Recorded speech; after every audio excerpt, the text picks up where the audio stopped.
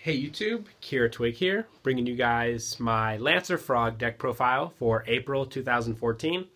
This is a side project deck that I've been working on for a little while.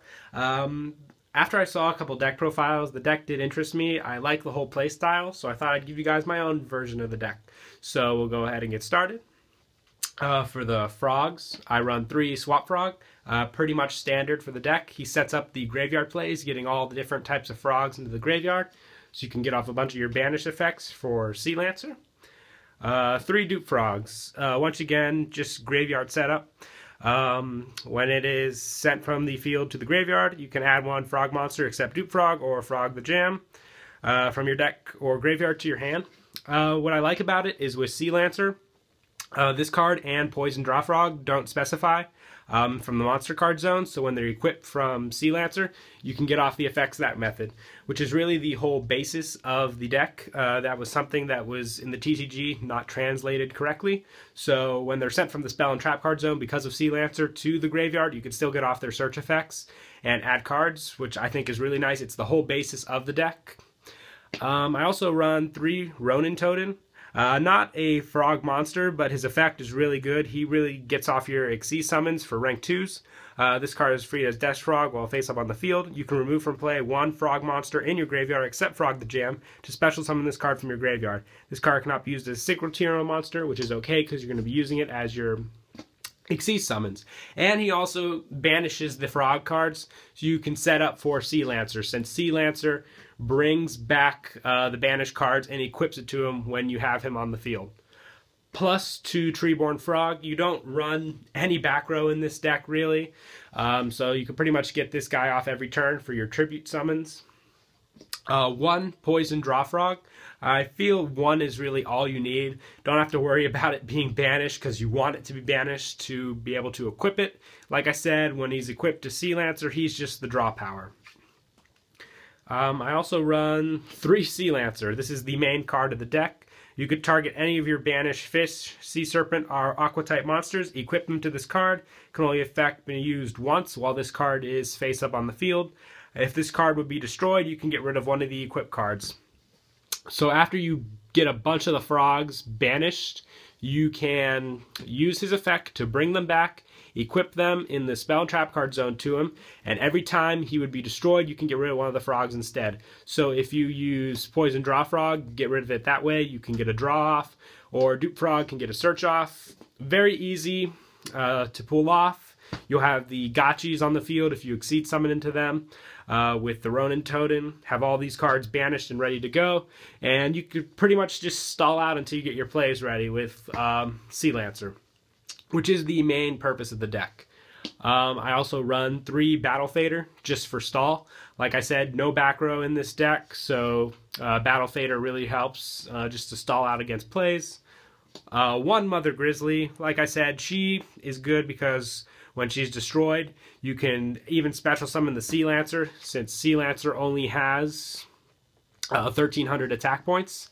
So you can get him out that way, and his effect doesn't specify. The banish effect doesn't activate when it's summoned. You choose when you wish to activate that card. Most of the time I just ram my Mother Grizzly into one of my opponent's monsters so I can get that set up that way, because I wouldn't want my opponent to destroy the Grizzly. I go for the Sea Lancer and then they just destroy the Lancer without me being able to get off any of my plays. I also run 3 Mobius, the Mega Monarch. This is your heavy hitter of the deck. Just the ability to pop 3 of my opponent's monsters and have, spells and traps, and not have anything to respond to because I used a water monster as the tribute. And in a format where we're playing heavy back row, this card is really good. And it's got 2,800 attack points, so it is pretty difficult to get over. And I also run 1 Caius the Shadow Monarch, pretty much to get over cards that are difficult with his banish effect. And 1 Light and Darkness Dragon. This card really just stalls out plays, makes my opponent get rid of a lot of cards until this guy leaves the field. 1 Title. I run enough water monsters, and plus with all the banishing, it's really not hurting me. In fact, it's just helping me out for Sea Lancer plays. And 1 Gores. No back row like I said before. Very easy to get him out if I have nothing on the field late game. And that is it for the monsters. Heavy monster count. We'll move on to spells. I run 3 salvage, just easy water targets. Salvage really helps, so I could do multiple plays. 3 enemy controller. If my opponent has a monster I want, I have very low attack point, easy tribute fodder to get off the enemy controller. 1 soul exchange. I was running 2, but after multiple testing, I found just 1 soul exchange to be the better choice. 2 creature swap. Definitely love using this card. I've got plenty of low attack point targets, and my opponent is always hesitant on what card they want to give me, because there's always the possibility that I can use it to my advantage. Plus 1 Dark Hole, 1 Foolish Burial sets up plays, and 3 MST. I do not run any trap cards in the deck. Like I said, once I get all my plays set up, I really don't have a reason to, and you really don't want to because it messes up a bunch of different plays. Clogs for the Lancer plays, can't get Treeborn off, just prefer not to. For the extra deck, at the moment not running a full 15 card extra deck, mostly because I don't use it as often as most other decks do. It's really just that option if you need be.